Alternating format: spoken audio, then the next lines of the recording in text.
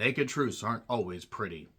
It Ends With Us is based on the mega popular novel by Colleen Hoover. It was directed by and stars Justin Baldoni, who's produced films in the past like 5 Feet Apart, and was written by Christy Hall, and this features Blake Lively as Lily Bloom, who is going through it, shall we say. She owns a flower shop. Yes, somebody named Lily Bloom owning a flower shop. Jokes ensue, hilarity ensues. So yes, Lily is basically going through it in the sense that she's having to reflect on a relationship that is not going all that well, an abusive relationship. And we see flashbacks of what happened earlier in her life, a first love with a guy named Atlas, and then the events that have led up to her finally deciding she's had all she can stand, she can't stand no more. And look, this movie has been out for a few months. It made a lot of money at the box office, and Colleen Hoover has certainly gained a lot of attention with her books.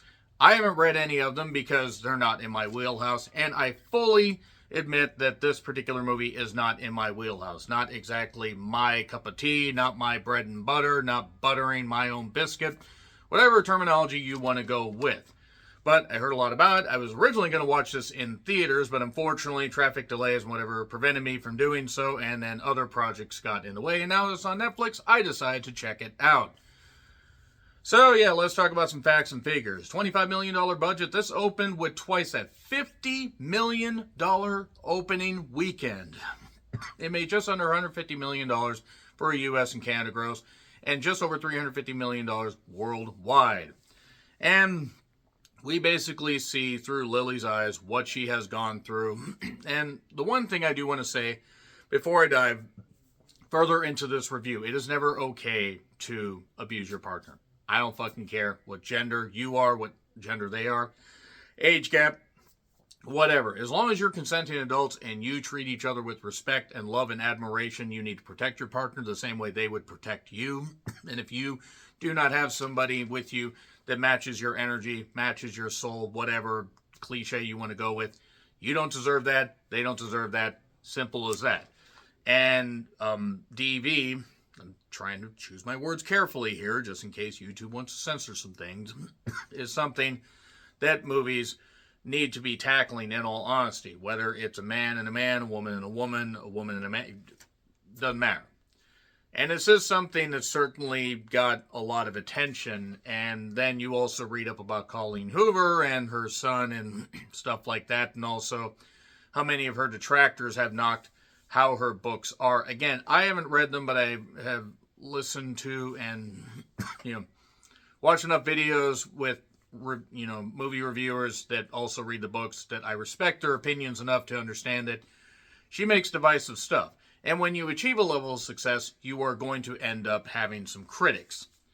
Now, Blake Lively and Justin apparently really clashed on set because Blake really had certain visions for how her character should go. And this is rumor and innuendo and innuendo, and they wouldn't even do press together. Justin didn't want to do the sequel that probably is being greenlit right now as we speak. I think it starts with us, I think is what it is. But that being said, you're going to get conflicting energies and egos and clashes of, creative differences on sets. And I will say that once I realized that Justin Baldoni reminded me of how Robbie E., a.k.a. Robert Stone, looks on TNA and now WWE NXT TV, I couldn't unsee it. I just couldn't fucking unsee it. Jenny Slate is in this, though, and I love Jenny Slate. I think Jenny is a terrific goddamn actress. You have Brandon Skelner, and you have Hassan Minhaj. I hope I pronounced that right. He was in Babes. He was terrific in that. Watch Babes. Babes is really fucking good. And also, we have Robin Lively. Robin Lively apparently will just be in about anything. I wonder if you can guess how I feel about this particular movie. Emily Baldoni's in this, because nepotism. Okay, I'm far enough in. This movie is fucking atrocious. This is one of the blandest, most basic bitch of a concept of a particularly, deep subject that you could get into. And there are things that could have worked if it wasn't obviously a vanity project for Blake Lively, who is a tremendous actress. And also apparently has been, revealed to be a bit of a tremendous bitch. A Simple Favor is one of my favorite goddamn movies of the last decade. The Age of Adeline, or Adeline, or Out of Line. This movie was out of line. Out of line with a lot of things. Out of line with any, particular people acting like actual humans. And look, again, I have never been in an abusive relationship. I have obviously never abused anybody because I'm a human being that wouldn't do that to somebody. But for those that have been on the receiving end, I imagine that some of this stuff would be triggering. And I really don't have to spoil too much about this particular movie because it has been out for a number of months. But the reason I decided to dive into this and actually watch it is due to the fact that a lot of people requested it. It again is not in my goddamn wheelhouse, but some of the fucking dialogue and some of the interactions with these characters.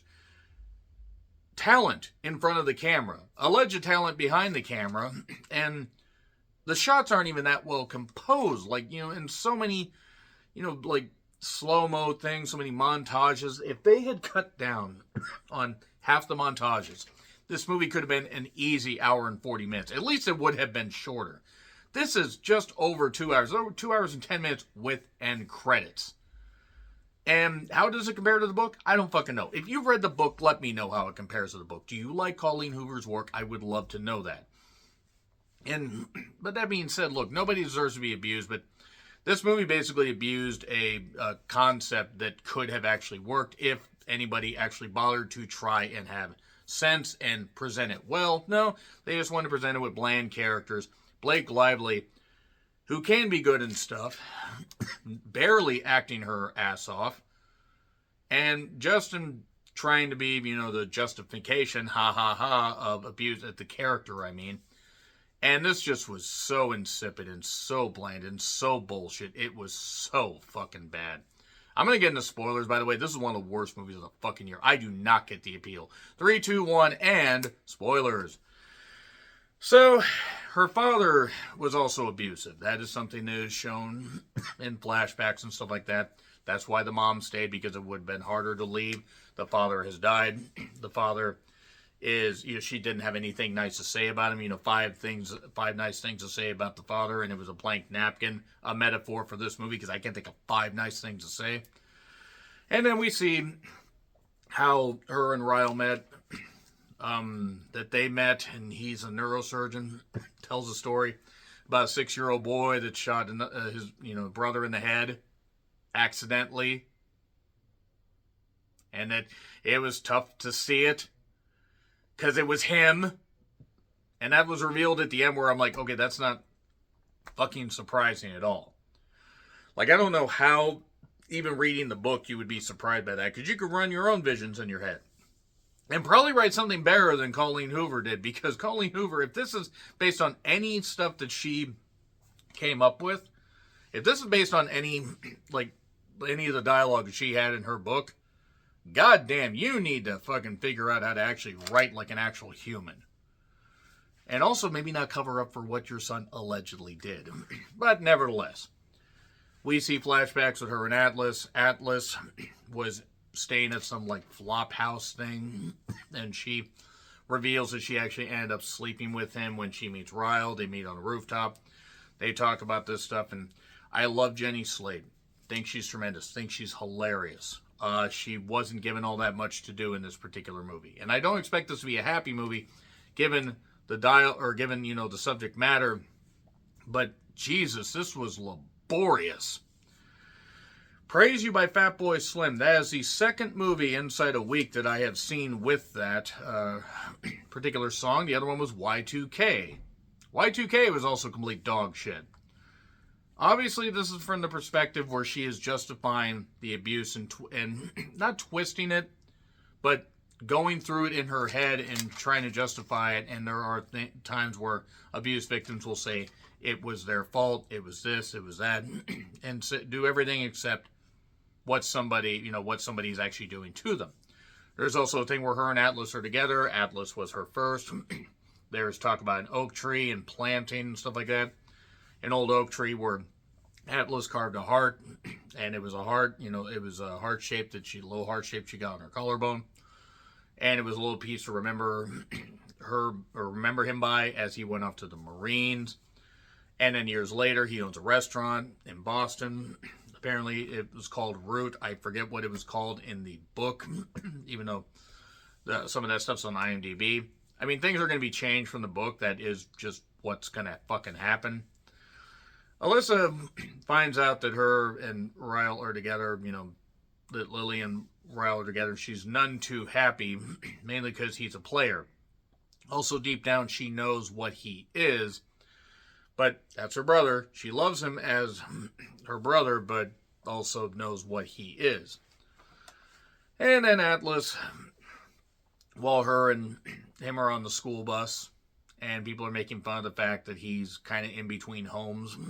He was not having the best childhood either. She kisses him, they get together, it is what it is. Then she sees Atlas at this restaurant, and Atlas basically ends up kind of coming back into her life. And again, I mean, I'm sure some of this stuff played out different in the book. Ryle basically starts to get jealous over simple things. And then he gets his hand burned on this, trying to take something out of the oven without an oven mitt, because he's an idiot. And then he ends up accidentally hitting her. Now, that you could excuse as, shit, ow, my hand, boom. That you could excuse. But that's obviously her perspective of all the events. And this is snooze-inducing is what I wrote down. And Atlas notices the markings. Confronts Ryle and everything in the restaurant. All this happened very fucking quickly. I mean, obviously, Atlas still has feelings for her, but come on, guys. Fucking come on. So Alyssa ended up getting pregnant by her husband, the guy from Babes, and Atlas then apologizes to Lily for what happened. By the way, the flower shop's booming despite the fact she never fucking seems to be there. And then Ryle basically sees his sister had a kid, and then decides while she is, basically just in, not post-mortem, she's just in the afterglow, having a kid and everything and all that. That kid was just born. He decides right there to propose in the goddamn hospital room. Dick. And then he got upset at her about her, what was inside her phone case. Because a little bit earlier, Atlas, when he talked to her at the flower shop, gave him her number. Gave her his number. Man, I just can't get this stuff straight. Basically, does that, and then he finds a number there, and he was like, told before, after the confrontation in the restaurant, anyone but him. Anyone but you, Roman. Oh, I'm sad now. Wrestling fans will get that. And gets upset, and then he's trying to go down the stairs and leave, and then she falls down the stairs. He pushed her. See, now it's a pattern. One time, an accident, you can understand. Shit, I burned my hand. Ow, what the fuck? I didn't mean to. Because you react trying to get your hand away from something. But obviously, this is a pattern of abuse, and that is why he has never had a relationship that has worked out. At least that's my interpretation of it. And Atlas basically ends up staying with her in a hospital because she speeds off at this point. And she ends up in the restaurant and talks to him, and then she ends up being pregnant. Not by Atlas, but by Ryle. And she stays at his place. And he basically says, if it hadn't been for you coming to, talk to me, me not seeing you in the window across the street when I went and stayed in that flop house, it would have ended my life. That's never the answer. I'm just saying that's what he ended up saying. Which might have hit more emotionally if I cared about any of these fucking characters, and if I believed that Blake Lively wasn't just simply doing this to stroke and flip her little bean of her own ego. So, yeah, it turns out that, Jenny Slate basically says, yeah, the older brother died. 6-year-old boy shot in the head. Oh, that's the story that he used to get her to like him and have sympathy and everything, and manipulate her and all that. And she's going to have a girl. She ends up having a girl. Ryle is there because he's a doctor, by the way. And she basically says, holding her daughter, what would you say if my boyfriend hit me or my husband hit me? Oh, I'd beg her to leave him. And then don't worry, it ends with us. It ends with us. God, I wish this movie ended sooner than it did. And then she sees Atlas, and then we go to scene. Fuck you, End of Us. Fuck you, Colleen Hoover. You goddamn idiot. You have how many kids, and you want to, do shit like this? You want to cover up, allegedly, for something that your son allegedly did? Blake Lively really deserves every bit of scorn that she got for this, because me, oh my, down on a generic basic bitch of a concept by you. Yeah, It Ends With Us gets an F. If this isn't in my, on my top 25, worst of the year list, then we are fucking cursed. We are really fucking cursed. And I fully recognize this movie is not for me, but looking at the scores, looking at the divided audience, I am all for having a woman's story told. I'm all for that.